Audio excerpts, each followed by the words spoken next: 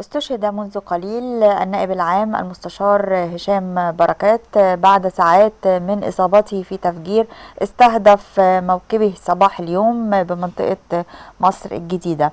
خالص العزاء بنقدمه لكل المصريين في وفاة مصري راح ضحية الإرهاب الخسيس الجبان.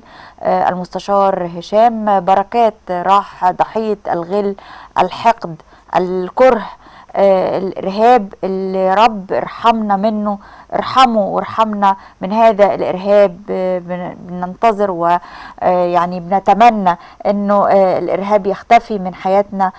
محتاجين مصر بلدنا الجميلة تبقى جميلة وتفضل طول الوقت جميلة، نعيش في سلام وهدوء ومحبة.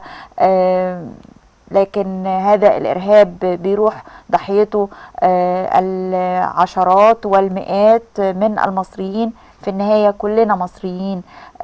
ما ينفعش ان احنا نعيش في هذا الجو اللي بيسوده الغل والحقد. خالص العزاء لأسرة المستشار ولكل المصريين في وفاة النائب العام.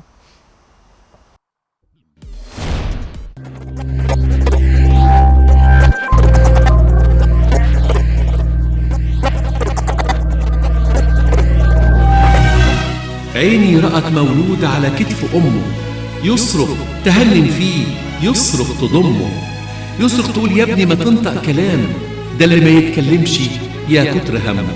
عجب.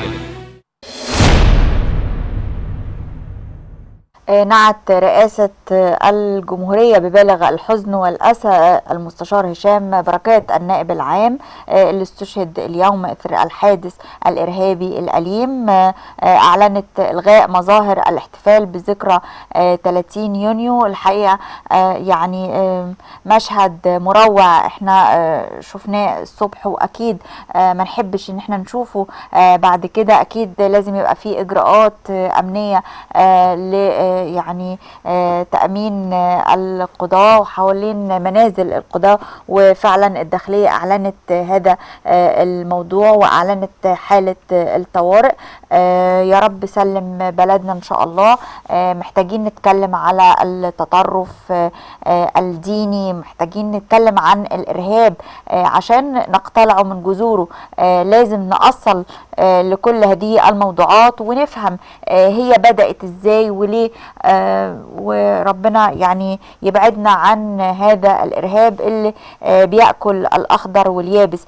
أي حادث أليم بيحصل هو بيأثر علينا كلنا. محدش يفهم أو يقول إنه بعيد عن الموضوع، لا، هتتأثر بشكل أو بآخر. يعني اقتصاديا، اجتماعيا، أمنيا، قول زي ما تقول، بس كلنا في الهم سواء.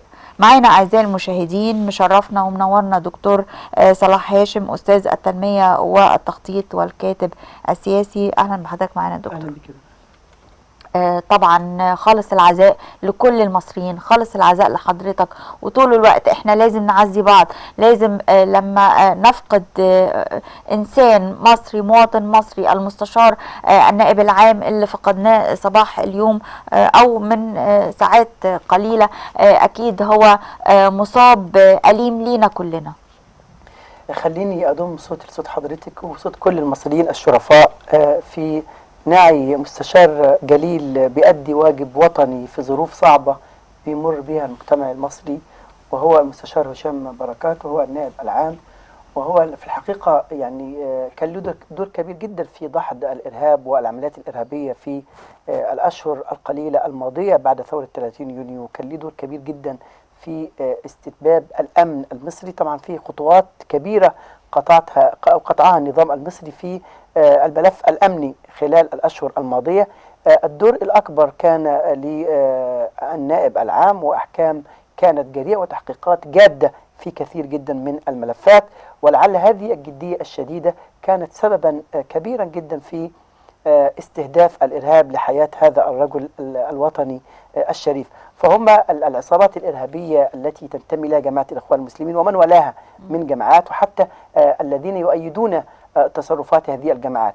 لكن ليس، وعايزين نوضح كمان يا مدام هالة للمشاهدين انه مش بس الارهابي هو اللي مسك البندقيه والقنبله وفجر نفسه، الذي سانده ولو بالكلمه ولو بالرأي، الذي رآه وصمت ولم يتكلم. هي الفكرة المسؤولية كما قلت حضرتك منذ قليل، أن المسؤولية جماعية، هي مسؤولية الشعب المصري كله. هشام بركات ليس ابن السلك القضائي فقط، هو ابن لكل المصريين. المجندين الذين يموتون كل يوم ليس أبناء الجيش المصري ولا الداخلية، هم أبناء المصريين. ومن هنا هي مسؤولية الصمت الشعبي عن العمليات الإرهابية وعدم التدخل، او حتى الوقوف على الحياديه، او حتى الوقوف على الحياديه. الشعب يبلغ يعني يبلغ انت يعني بعض مثلا المجند او سائق الميكروباص اللي هو بلغ عن الجماعات الارهابيه في الاقصر. احنا عايزين زي ده كل يوم. أيوة، لانه دول لم ياتوا من فراغ. لا يعني لم ياتوا من فراغ، لكن انه يعني احنا هنتهم الشعب بان هو لا مش هتهم، يعني انا اتهم الناس اللي بتشوف انه في عصابات ارهابيه. احنا ما نقدرش نقتنع يا مدام هاله انه دول نزلوا من الفضاء علينا، لا، دول خرجوا من تجمعات سكانيه من اماكن معينه. اكيد في ناس بتشوفهم، بس الناس بتخاف انها تبلغ. بس انا يعني مش عايزه اقول انك ما تخافش. الجهات الامنيه دي مسؤوليتها وده شغلها، والشعب مسؤوليته ايضا. الشعب مسؤول، ولكن مش انه يعني هيقعد يبلغ عن انه برضو بتبقى في بلاغات كيديه، احنا ما نضمنش. فعشان ما يبقاش انه الشعب بيبلغ عن بعضه، لما يبقى في دليل، يبقى في دليل بس امامه. مدام هاله، بس لا، خليني اقول لحضرتك، بس انا في تصوري ان زي ما حضرتك قلت من البدايه خالص المسؤوليه جماعيه. هو انه مش بس الداخليه مسؤوليه رسميه، لكن الشعب لديه مسؤوليه اخلاقيه. عن انا شايف واحد ارهابي دلوقتي طالع وهيقتل واحد، اقول ابلغ عن بعضه. يبلغ، ايه المشكله؟ بس بلاغات جد، بس بلاغات كيديه. انا عايز اقول انت شفت عصابات، شفت في تحرك مريب في منطقه معينه، بلغ الجهات الامنيه، ما نستناش المصيبه حتى تحدث. بسياده اللواء سمير فرج، اهلا بحضرتك معانا. الو سياده اللواء سمير فرج. اهلا بيك يا فندم وكل الساده المشاهدين. اهلا بحضرتك، وخالص العزاء لحضرتك ولكل المصريين في هذا الحادث الجلل. والله انا اقول لك بالذات لان احنا كنا اصدقاء مع سياده النائب العام، ويمكن الاسبوع اللي فات قعدنا معاه مرتين في دار القضاء العالي. واعتقد انا النهارده يعني اصبت بصدمه كبيره جدا جدا، لان هذا الرجل انا اعرفه شخصيا معرفه كبيره، ومنتهى الامانه اللي في الدنيا، منتهى الوطنيه.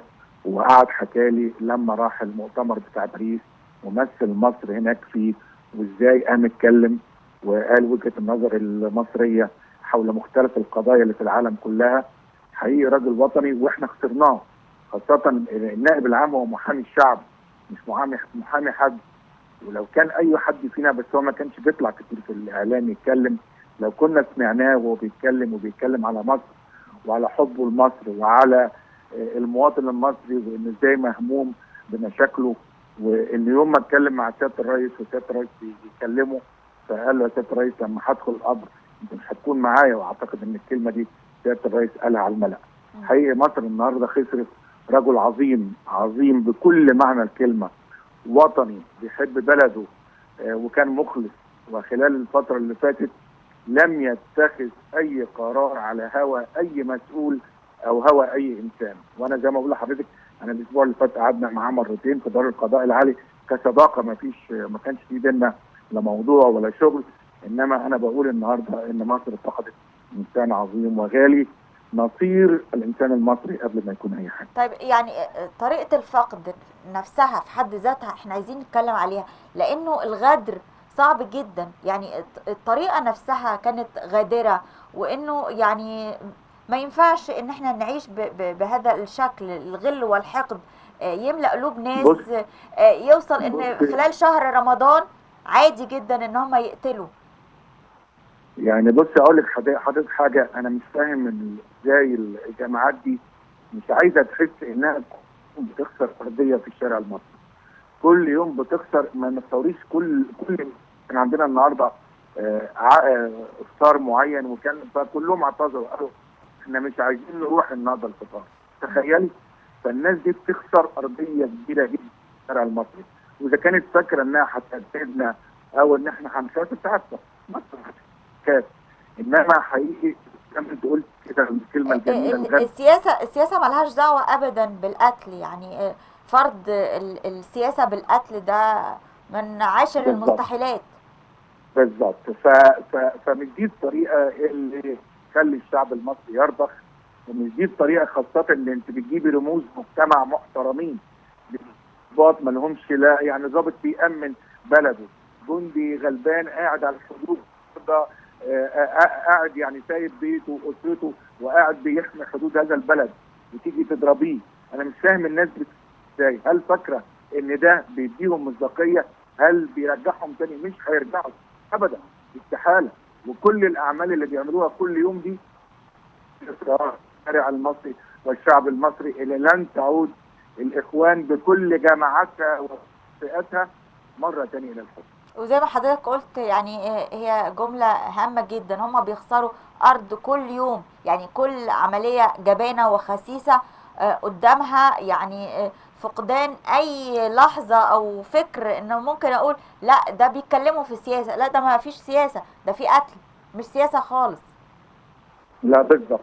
فعشان كده احنا حتى الشهر الفضيل، يعني الشهر الفضيل الكريم المفروض كانوا هم يرحموا هذا الشهر، ما يتموش بيوت ولا اسر ولا اطفال، يعني كان لازم كل الشهر ده نبطل نقف اي حاجه. انما حقيقي العمليه اللي تمت النهارده دي انا بعتبرها شخصيا يمكن لعلاقتي الشخصيه بالمرحوم الشهيد النائب العام، انا بعتقد انها كانت عمليه زي ما انت قلت كده غدر. وحقيقي يعني كل الشعب المصري النهارده اعتقد انه حزين لهذا العمل الاجرامي ضد انسان وطني. شكرا لحضرتك، خالص العزاء مرة تانية. دكتور صلاح، يعني فكرة القتل حتى في رمضان، يعني القتل أساسا محرم وفي كل الشهور، والغدر ده شيء يعني مش مرتبط بالإنسانية، ولكن حتى في رمضان يعني ده إيه ده؟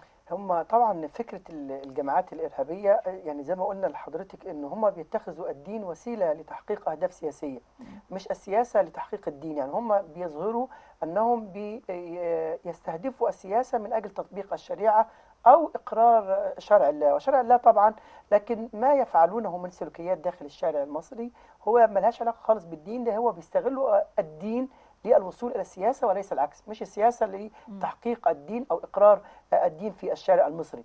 وهذه الظواهر ليست بعيدة تماما عن جماعة الإخوان المسلمين أو حتى الجماعات الدينية بشكل معين. هذه الفترة وفترة الاغتيالات بدأت منذ عصور بس هو ده وشديدة. افتراء على الدين الإسلامي، الدين الإسلامي بعيد كل البعد عن هذا. هي منذ أن اختلفوا سياسيا، ليس فقط حتى من عهد الخلفاء الراشدين والفتنة الكبرى التي حدثت في عهد سيدنا علي وسيدنا معاوية، وكان الفكرة برضو هي الوصول إلى الخلافة أم أنه تطبيق الشريعة والقصاص لسيدنا عثمان.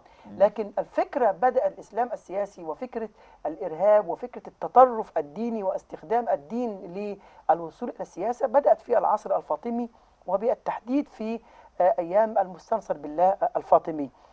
المستنصر بالله الفاطمي هو يمكن كنا بنتكلم عن حضرتك من الاول، بقول لك ان هذا العصر بالذات كان عصر نحس على المجتمع المصري، ليس فقط من المجاعات التي شهدها الشارع المصري وانهيار في النظم الاقتصاديه، وشهد مصر الشده المستنصريه ودي كانت اشد حاجه، لكن كمان حدثت في هذا العصر بالتحديد مش مجاعات كمان بس، لا، ظهور الجماعات الارهابيه والتطرف الديني وتحليل وجعل القتل حلال في المسلمين في نهاية المستنصر بالله، لأنه هو تبنى نظاما إرهابيا جديدا على الأمة الإسلامية. هذا النظام تمثل لأن المستنصر بالله حكم وهو سنه 7 سنين، قعد في الحكم حوالي 60 سنة، وكان طبعا كان بيميل إلى الشيعة في تصوراته، وخاصة الطريقة أو المذهب الإسماعيلي كمذهب من المذاهب الشيعية. في هذه الفترة وكان بيدعم إلى إقرار المذهب الإسماعيلي ليكون هو المذهب المأخوذ به في كافة البلدان الإسلامية. في هذه الفترة تأثر بهذا المذهب حسن بن الصباح وجاء من بلاد الفرس ليتعلم هذا المذهب في الأزهر، لأنه طبعا الفاطميين أسسوا الأزهر بالتحديد لنشر المذهب الشيعي، ثم تطور بعد ذلك الأزهر وبقى مذهب معتدل وسني، لكن في البداية كان هو إطلالة فوها لنشر المذهب الشيعي في ذلك الوقت. فجاء حسن بن الصباح من بلاد الفرس إلى المستنصر بالله ليتعلم المذهب الإسماعيلي بالتحديد، وتحول من الاثنى عشرية إلى المذهب الإسماعيلي. في هذه الفترة توفى المستنصر بالله الفاطمي، وكان من المفترض أن يتولى الحكم بعده ابنه نزار، فكان عنده ولدين، نزار المصطفى وأحمد. في هذه الفترة ضعف قبل ما أن يتوفى الله سبحانه وتعالى المستنصر بالله، ضعفت شوكته وأسند الحكم بشكل كبير جدا إلى بدر الدين الجمالي، وهو كان الوزير وكان بيسيطر على كل هذه الأمور. الوزير بدر الجمالي كان لا يريد أن يأتي إلى الحكم النزار، لأنه نزار كان يميل إلى الطريقة الإسماعيلية وإلى الشيعة، فبايع على الحكم ابنه الأحمد وسماه المستعلي.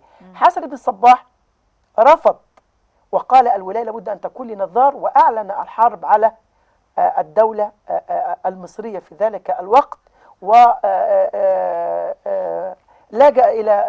إلى قم هناك في بلاد الفارس، وأسس قلعة اسمها قلعة الموت، وأسس جماعة إرهابية كبيرة اسمها جماعة الحشاشين. هذه الجماعة نشأت أول بداية لنشأة الفكر المتطرف في الدولة الإسلامية، وبدأت أنها بالاغتيالات الكبرى، وكانت أعلنت الحرب على الدولة العباسية والدولة الأيوبية والدولة الفاطمية، وقتلت الوزير. يعني الجماعة دي تبنت فكرة الاغتيالات، وإن مخالفني في الرأي، أنا أريد نزار وأنت تريد أحمد، لا إحنا عايزين ده الحكم مش عايزين أحمد. واتخذوا الدين شريعة لتطبيق أنهم يطبقون شرع الله، وأعلنوا الحرب على الدولة الإسلامية. وفكرة الفدائيين قتلوا النظام الملك، وهو كان وزير معروف في دولة السلاجقة، ثم قتلوا الخليفة اللي هو الحاكم. طيب تطور الفكرة دي نشأت هذه الفكرة أنهم قتلوا بقى القضاة وقتلوا الوزراء وقتلوا في هذه الفترة، وأسس لفكرة الانتحاري اللي هو موجود دلوقتي ده، أنه يفجر نفسه من أجل تطبيق الشريعة.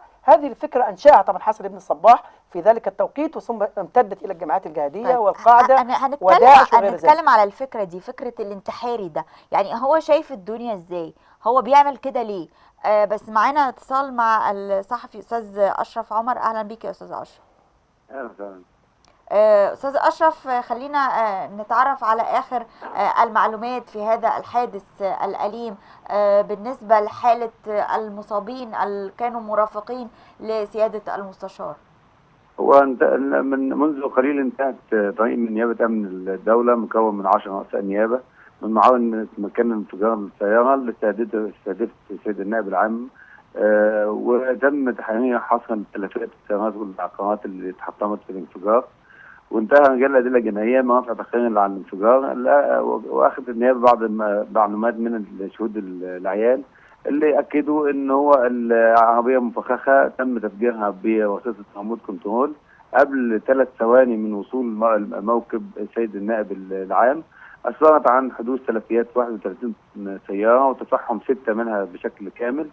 والسياره اللي كان بيستقلها النائب العام كانت مفخخه، لكن القدر ان هو اصيب بتهتك في الصدر والبطن، وانتقل وتوفى بعد وصوله للمستشفى البتاعات. يعني سيارة النائب العام كمان كانت مفخخة؟ لا، كانت مصفحة. مصفحة. طب دلوقتي الداخلية اعلنت حالة الطوارئ وتجديد امنية حول منازل القضاة، والرئاسة اعلنت ان هو الغاء مظاهر الاحتفال ب 30 يونيو، والجنازة العسكرية هتبقى خلال ساعات للشهيد النائب العام، وان شاء الله يعني. لكن ما فيش اخبار عن المصابين المرافقين؟ لا، هيطلع بيان من وزارة الصحة بعد ما هو هيكون في يعني المعلومات المتوفرة ان هم من 3 ل 7، في منهم حد، وفي مواقع اخباريه قالت 9. الحقيقه مش معروف العدد. لا لسه مش معروف العدد صحيح، لكنهم من 3 ل 7، وفيهم طبعا الخبر هو المصادر القضائيه بتقول ان المستشار زكريا عبد العزيز عثمان هيبقى قام باعمال النائب العام في المرحله القادمه لحين اجراءات تعيين مستشار النائب العام الجديد. شكرا أستاذ أشرف عمر على هذه المعلومات. لو في معلومات جديدة يا ريت حضرتك توفينا بيها في خلال الحلقة. دكتور صلاح، أنا كنت بسأل حضرتك على الانتحاري، يعني أنا عايزة أفهم هو شايف الدنيا إزاي، بيفكر إزاي، عشان حتى ده مش بيهون عليه روح حد، ده بيهون عليه كمان روحه هو. هم دايما الجماعات الإرهابية بتستهدف عشان يعني قوة الجماعات الإرهابية بتتوقف على 3 عوامل: قدرتها على الحشد والتعبئة، يعني هي لديها أفكار إزاي تقدر تحشد أكبر عدد ممكن يؤمنوا بهذه الأفكار فيها، كما تكلمت عن جماعة حسن الصباح وجماعة الحشاشين، وزي أنها كبرت واستمرت 300 سنة، يعني 3 دول كانت موجودة إلى أن جاء هولاكو وقضى عليها طبعا في العدوان المغولي على الأمة الإسلامية في هذه الفترة. لكن هو بيستهدف 3 فئات. الفئة الأولى هي المراهقين سياسيا، هو ده طبعا بسبب مجتمعات التي تنتشر فيها وترتفع معدلات الأمية بشكل كبير، وبالتالي يسهل جدا التأثير في قناعاتهم الداخلية، وخاصة فيما يتعلق بالعقيدة. وده مش موجود بس في الفكر الإسلامي، يعني عندك جيم جونز، وده كان قس مسيحي في بريطانيا، تفسير آية معينة في الإنجيل بتقول: من أهلك نفسه من أجلي وجدها عندي. فقال لهم معناها إنه اللي هيموت نفسه من أجل المسيح هيخش الجنة. فراح قالوا احنا مستعدين نموت. كان 40,000 شاب حط لهم ميه سم في ميه الحنفيه وماتوا كلهم في ساعه واحده. هو الان بيستهدف جماعه المراهقين سياسيا والاقل في مستويات التعليم بشكل كبير، ويبدا ياثر فيهم، وعشان كده بتلاقيهم انهم الأمية، يعني هو بيستهدف كل عشان من كده هو أمي. ما تلاقيش مثلا الجامعات الإرهابية ما تلاقيهاش مثلا في فرنسا، ما تلاقيهاش يعني في الدول الكبرى المتقدمة، ولا في بلجيكا، ولا في الدنمارك، ولا في الدول في معدلات الأمية مش موجودة. حتى الدول الغنية، يعني أكثر الشعوب فقرا وأمية هي أكثر الشعوب عرضة للجماعات الإرهابية. ما تلاقيش مثلا في قطر، عشان معدل متوسط الدخل كبير جدا، عمل الخلافات السياسية. ما تقولش إن هو نظام عادل، لا، نظام فاسد، ولكن ما فيش إرهاب. ليه؟ لأنه ما فيش مجاعة، ما فيش أمية. نسبة الأمية صفر. في الدنمارك، في بلجيكا، في فرنسا، في دول كبيرة جدا متقدمة مش هتلاقي فيها إرهاب، هتلاقي بس في الدول الفقيرة. وعشان كده في الدول يبقى أول حاجة إن هم بيستغلوا المراهقين الأمية. سياسيا. بيسموهم بتوع المراهقين. المراهقة مش الفترة العمرية اللي من 12 سنة لحد 18، لا، المراهقة ممكن تمتد لحد 60 سنة، عندما يكون الإنسان مستوى التعليم بتاعه منخفض جدا، مستوى الإدراك والاستيعاب للأمور بشكل معين، فيقدر يتأثر بأي علشان فكر كده لما تيجي تخاطب يعني. واحد داعشي يقول لك والله عندي 50 آية في القرآن مرتبطة بالقتل وأنا بطبقها. هو عنده، عشان كده بقول لك ده موجود في ابن تيمية وموجود مش عارف في مين، فتعالوا نطبق الآية دي، لا، يحل هذا القتل ويعطي لنفسه الأحق في تنفيذ أحكام الله والقتل الموجود. السبب الثاني إنه أصحاب المصالح السياسية، ودول موجودين على المستوى الداخلي وعلى مستوى الخارجي، يعني ربما يكون هناك مؤامرة خارجية، لديهم مصالح سياسية في النظام القائم موجودة، وبالتالي دول بيستقطبوا منهم الأموال، ثم يستقطبوا رجال الأعمال والذين لديهم أهداف سياسية داخل المجتمع المصري بشكل كبير، فبيجيبوهم، وبالتالي بيعتمد بشكل أكبر على مصالحهم السياسية فينضموا إلى الجماعات الإرهابية.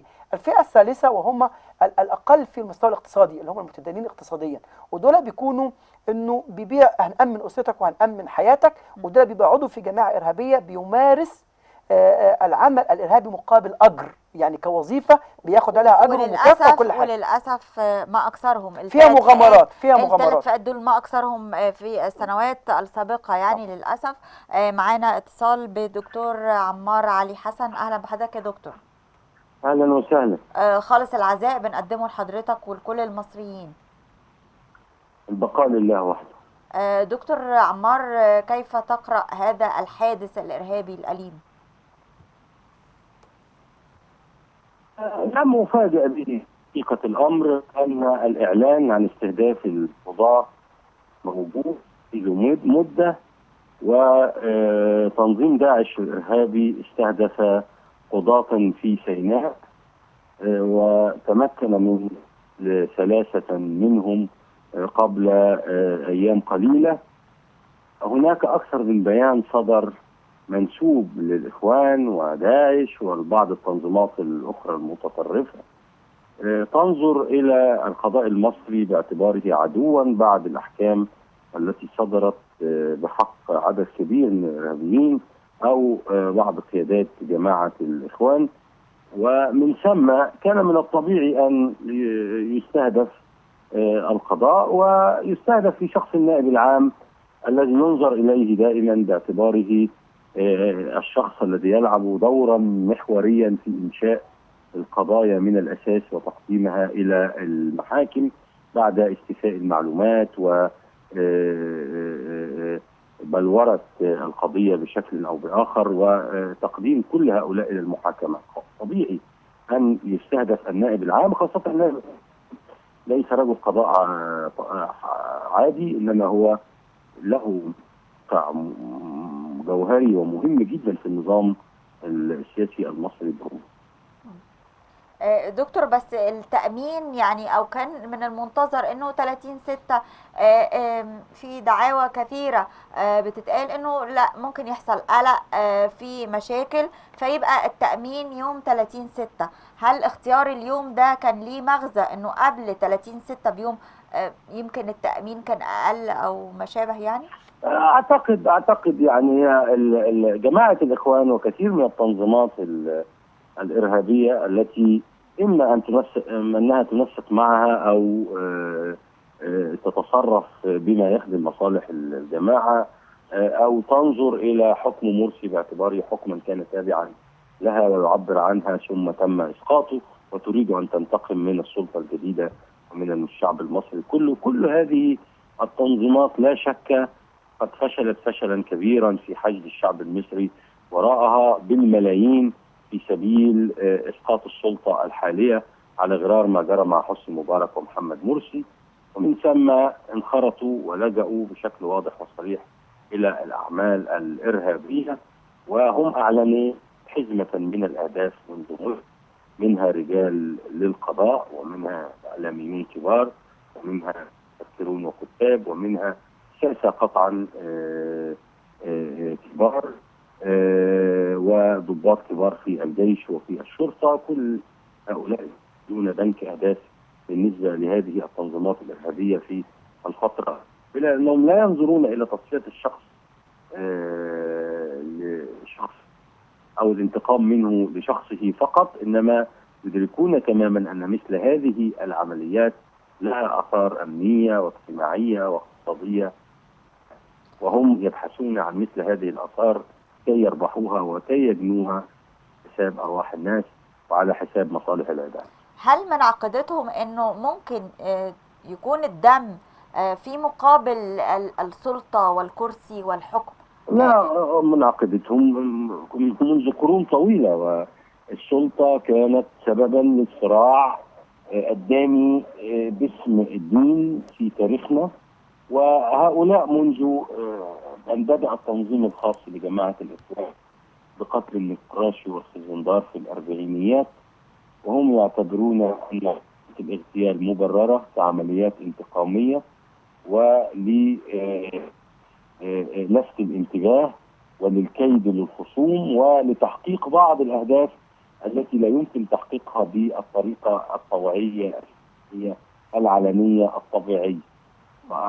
مثل هذا لا نفاجئ، قد جرى وحدث في تاريخنا أكثر من مرة، ولعل الموجة الرابعة من الإرهاب التي بدأت عام 1989 وانتهت عام 1997 ماثلة للأذهان، فيها استهدف كتاب ومفكرون واستهدف وزراء كبار في الحكومة، وقتل رئيس مجلس الشعب الدكتور رفعت المحجوب، واستهدف الدكتور عاطف صدقي في حادثة شهيرة، واستهدف وزير الإعلام صفوت الشريف، واستهدف وزير الداخلية حسن الألفي، وزير الداخلية الآخر حسن أبو باشا، واستهدف بعض الكتاب. ومن ثم الموجة الحالية هي تعيد إنتاج الموجة السابقة لكن بأدوات أكثر افتراسا وأكثر توحشا، لأن في الموجات السابقة كانت هذه الجماعات غير ممكنة إلا من استخدام الآليات والرشاشات في ضرب هؤلاء المسؤولين، وحتى العمليات الانتحارية أو التفجيرات والتفخيخات التي تمت كانت بأدوات بسيطة. هذه المرة أنت تتحدثي عن إمكانيات أكبر وعن حجم تفجير أكبر. قطعا هناك إمكانيات متاحة لهذه الجماعات أكبر من أي وقت مضى وتستخدم هذه الامكانيات في تحقيق اهدافها الاجراميه والدمويه. للأسف. شكرا لحضرتك دكتور عمار طبعا. علي حسن، شكرا. ولسه معاك دكتور صلاح، وكنا بنتكلم على هذه الفئات اللي ممكن يأثروا فيهم، يعني كيف السبيل أكثر فئات اكتذابا أو عرضة لاكتذاب الجماعات الإرهابية، وهم قلنا طبعا مراهقين سياسيين وارتفاع معدلات الأمية والفقر، ثم ذوي المصالح السياسية وذوي الحاجة اللي هم بيمروا بظروف اقتصادية وظروف مادية شديدة جدا، وطبعا في ظل ارتفاع معدلات الفقر وارتفاع معدلات الأمية وعدم وجود سياسات واضحة جدا في القضاء هذه المشكلة بسبب الارتباك الأمني الموجود، ومخلي الدولة دائما في حالة ارتباك، لأنه الاستقرار الأمني بيبنى عليه الاستقرار الاقتصادي يعني بشكل كيف كبير سبيل وواقع. التأثير عليهم؟ يعني بيعملوا ايه عشان يغسلوا دماغهم هي كده، فكرة التربية، يوصلهم ولا هو لمرحلة انه ممكن يموت نفسه عادي جدا؟ هو فكرة التربية، لا طبعا اللي عنده ظروف اقتصادية ده بيبقى معروف جدا، هو عضو العصابة الإرهابية أو تعريفها كجريمة منظمة، انه ما يحدث الآن هو جريمة منظمة. بس أنا كمان تعقيبا على الدكتور عمار هقول حتة معينة مرتبطة مش بس ان هو ان جماعة بس متشابكة بذوي المصالح الإرهابية مع بعض، يعني مثلا الإخوان مع القاعدة مع السلفية الجهادية مع داعش مرتبطين، مرتبطين للفترة الأخيرة بيت المقدس مش عارف أجناد مصر ما انضموا لداعش، هي تسميات لا هم كمان هي كانت جماعات مستقلة عن بعضيها لها هدف واحد، لكن في النهاية خالص أصبح لهم عدو واحد، فلما بقى لهم عدو واحد انضمت هذه الجماعات الإرهابية الصغيرة زي بيت المقدس وأجناد مصر إلى داعش، وأعلنوا ذلك في بيان رسمي بأنهم انضموا إلى تنظيم واحد من أجل أعداء الدولة المصرية وإعلان الحرب على الدولة المصرية. أنت مش بس الإخوان بتحاربك، أنت بتحاربك السلفية الجهادية وبيحاربك أجناد مصر وبيحاربك بيت المقدس، كل هذه جماعات انضمت وتوحدت في النهاية لمحاربة الدولة المصرية. فهي تعريفة أنه هي في النهاية خلاص جريمة منظمة، لأن لها تنظيم ولها رأس ولها قاعدة ولها أجناد بينفذوا الجرائم الخاصة بهم بشكل معين، فهم بيمارسوا هذا العنف مقابل أجر. ربما كل طبيعة عمل في الدنيا لها مغارمها، حضرتك كإعلامية بتمارسي عمل لك مخاطر على حياتك في عملك، في الكلمة، في تصريحك، في بيانك، الكاتب والمثقف، القضاة، لكن فكرة استهداف أهل السلطة مرتبطة بالجماعات الإرهابية منذ وجودها عندما يختلفوا. فكرة المستشار خزندار ما هو كان فكرة أصدر أحكام قضائية شديدة على جماعة الإخوان المسلمين في إعلان الحرب على الدولة المصرية. طيب يعني لأنه التاريخ بيعيد نفسه للأسف، فهم بيكرروا حتى أخطائهم وجرائمهم. معنا اتصال تليفوني. ألو السلام عليكم. وعليكم السلام. أهلا وسهلا بحضرتك، اتفضل قولي اللي في نفسك. اهلا بك. انا اسمي عبد الناصر، وسيادتك طبعا بعزي الشعب المصري كله في مستشار هشام بركات صراحه، بس انا سيادتك عندي راي اذا سمحتي لي. يعني اتفضل. يعني حضرتك يعني انا نعتبر من يعني اللي هو محمد ابراهيم وطريقه الداتا اللي حصل بيها الحادثه بتاعته يعني ونجاته بعون الله يعني، وكده الدكتور عمار علي حسن اتكلم في الاحداث السابقه. يعني انا بعتبر اذا سمحتي لي يعني، وحتى حادث الاقصر اللي فات قريب دوت الداخليه لم تتدخل فيه، يعني لولا يقظه وامانه السائق يعني لما عرفت هذه الحادثه. ولكن سيادتك انا عاوز اعرف يعني اذا سمحتي لي في اللفظ اللي اقوله، السذاجه الامنيه اللي موجوده دي انا اعتبر باللي مضى يعني مثلا الشخصيات اللي على شاكله الله يرحمه الدكتور هشام بركات، يعني يبقى في اماكن يعني مثلا يتعمل اماكن كبيره الدكتور احمد الطيب شيخ الازهر والناس المهمه دي جدا المستهدفه ديت، طرق اماكن معينه بحراسه معينه. الان انا اذا سمحت لي سيادتك بقول هناك سذاجه امنيه، وانا مش عاوز يعني اطالب يعني السيد وزير الداخليه بشيء يعني زي ما تعملوا في اليابان كده سيادتك اللي بيحصل ايه اللي بيحصل من المسؤول، لا سيادتك وزير الداخليه برضه مسؤول عن اللي بيحصل، واعتقد اني في قلبي غليلا كثيرا فمش عاوز اطلعه سيادتك. شكرا لحضرتك.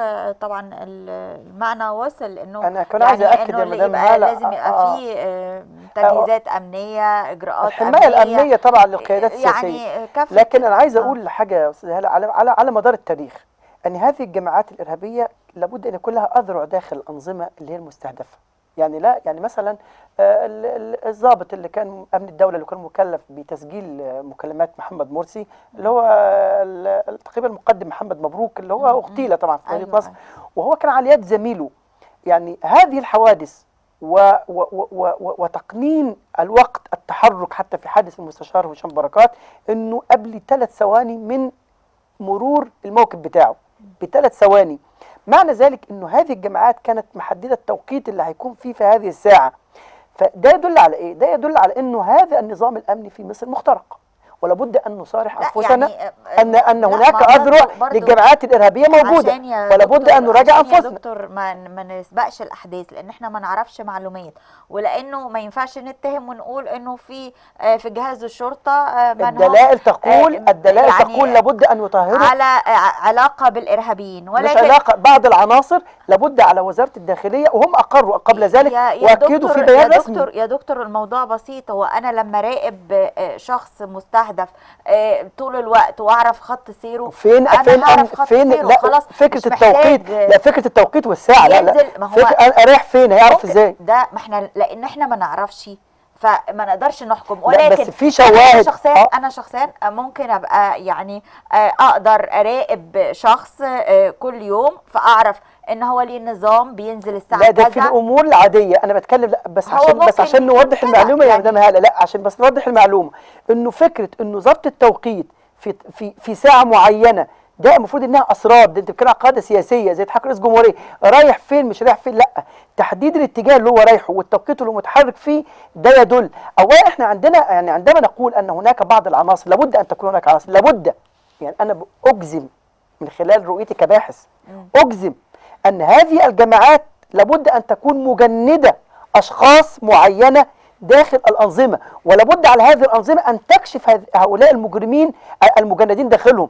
أنا شايف أنه مش بس وظيفة الجهاز الأمني دلوقتي أنه يراقبني كمان أنا كمواطن عادي، أنه كمان يبدأ دلوقتي يراقب كمان بعض العناصر اللي موجودة، أن في جهاز تاني يراقب هؤلاء الخونة المندسين داخل هذه الأنظمة الذين يعملون صلاح هذه الجماعات الإرهابية. لو ما اعترفناش هننتظر التحقيقات بدون تحقيق. لو احنا ما اعترفناش بكده هنمر بمخاطر أكبر، هنمر بمخاطر أكبر. لو احنا ما اعترفناش أن من بيننا خونة لابد ان التاريخ بيقول ده كل الجماعات الارهابيه لابد ان نعترف. ويا دكتور لازم نعترف كمان، وزي ما قال المتصل يعني على حد قوله هو في تقصير. ما في تقصير في تقصير في الحراسه، في تقصير في الحراسه وفي الامن وفي الخيانه.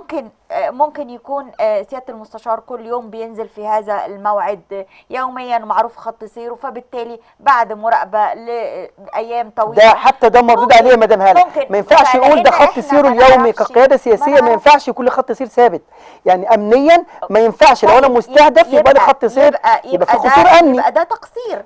ولكن يعني ايه عشان برضو احنا ما نسبقش الاحداث، ما نحبش يعني نشارك باقي الناس اللي هم ممكن يقولوا ويصدروا احكام ويتهموا ويعني لا احنا هنا ليس اتهام، هو تحليل لمشهد. احنا عايزين نقول احنا ليه حصل ده، فبندرسه من كل الجوانب.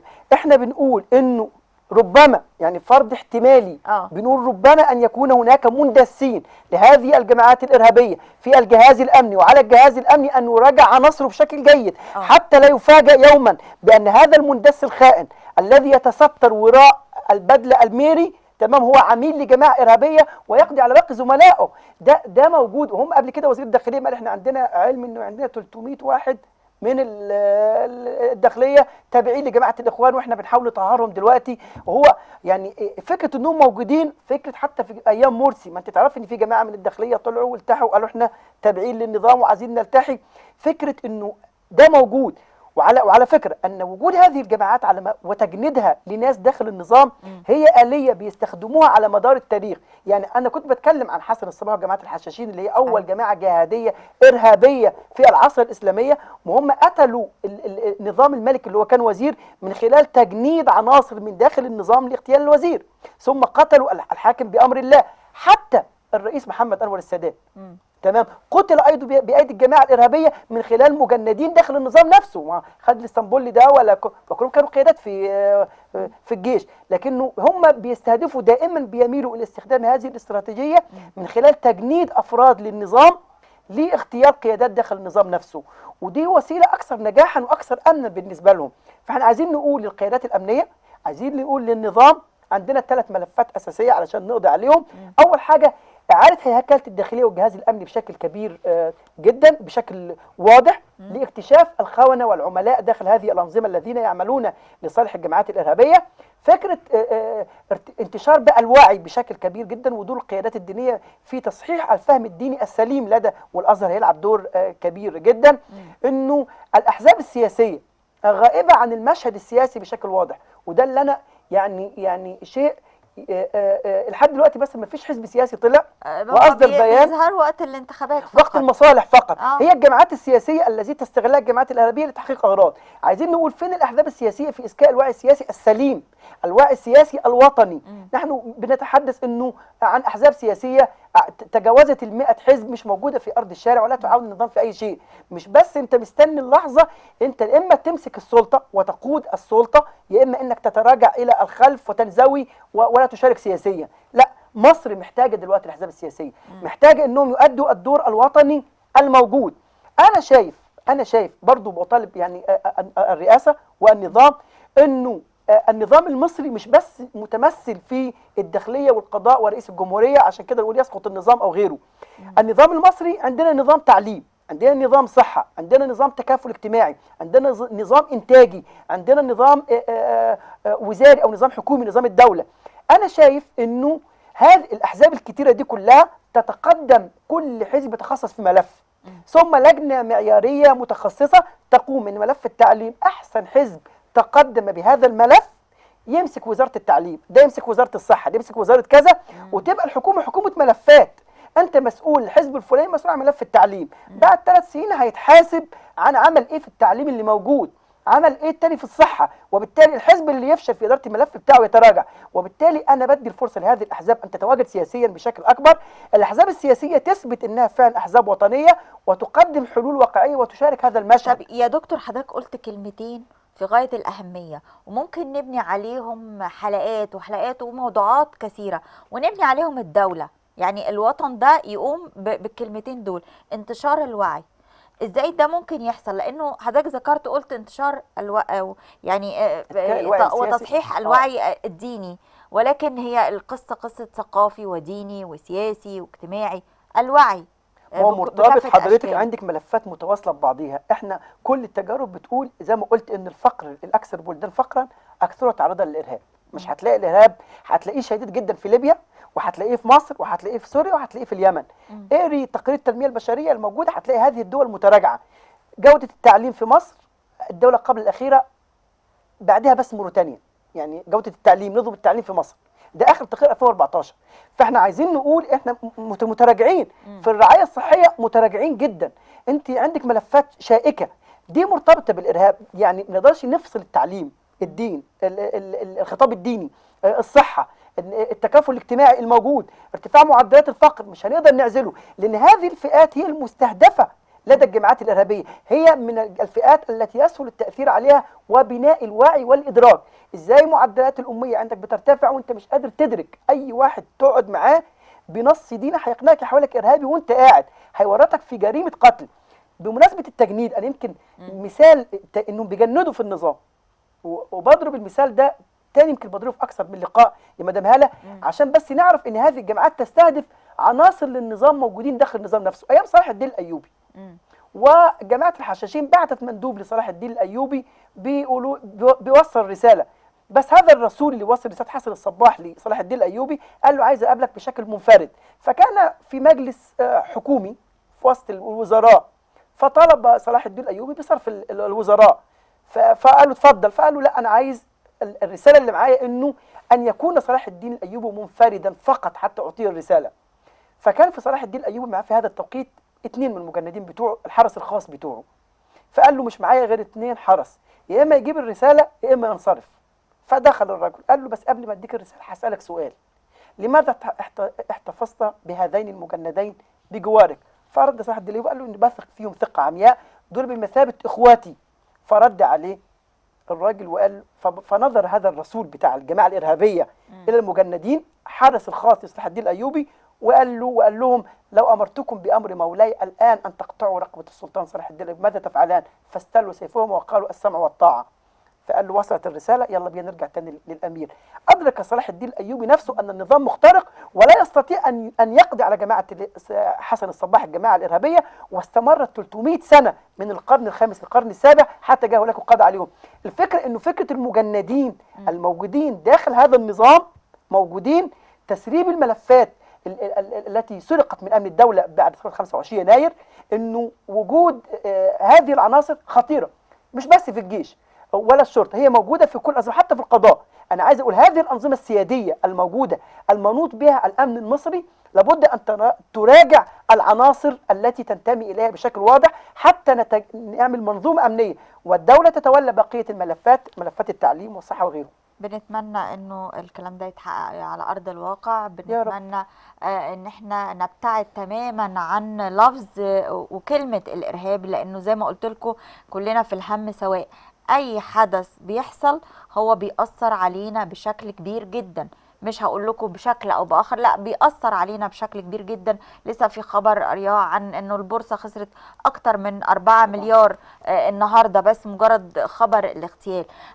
فيعني فكرة انه احنا نكون بمعزل او بمنأى عن اي وضع او اي خطر موجود، يعني الفكرة دي الغوها. يبقى بنقدم خالص العزاء ليكوا لكل المصريين في وفاة النائب العام المستشار هشام بركات اللي راح ضحية الإرهاب الخسيس، وللأسف كمان في رمضان. بنشكرك جدا دكتور صلاح هاشم. بشكركم أعزائي المشاهدين، وقولي اللي في نفسك.